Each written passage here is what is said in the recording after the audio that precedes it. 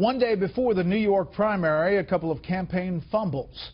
Hillary Clinton tries to clear up confusion over whose side she's on in a Democratic senator's bill to allow 9/11 families to sue Saudi Arabia, while Bernie Sanders' tax returns raise some eyebrows over what he's paid to the government.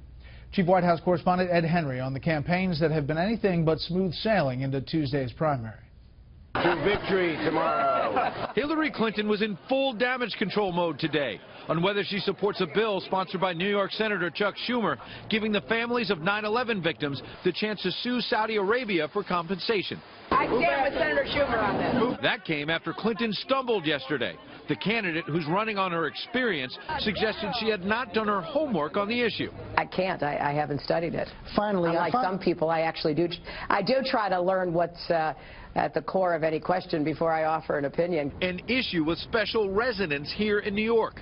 But Bernie Sanders may not be able to capitalize because he also came out in favor of the legislation after initially fumbling. You're asking me to give you a decision about a situation and a piece of legislation that I am not familiar with. The back and forth came as a top Clinton advisor privately told Fox they're confident of victory Tuesday, but nervous that Sanders has closed this into a tight single-digit margin, especially after Sanders had his largest rally of the entire campaign on Sunday.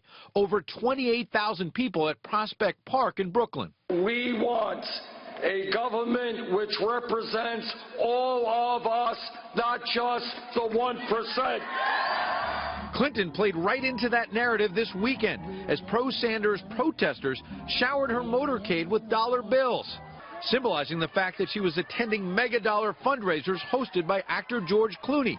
Even he admitted it was an obscene amount of money. The Sanders campaign, when they talk about it, is absolutely right. It's ridiculous that we should have this kind of money in politics. Except Sanders has his own troubling narrative after finally releasing his 2014 tax returns. While Sanders makes far less money than Clinton, he had taxable income of over $205,000, putting him in the top 5%, despite making income inequality the center of his campaign. And the Democratic Socialist only paid an effective tax rate of 13.5%, even though he wants to sharply raise taxes to pay for his programs.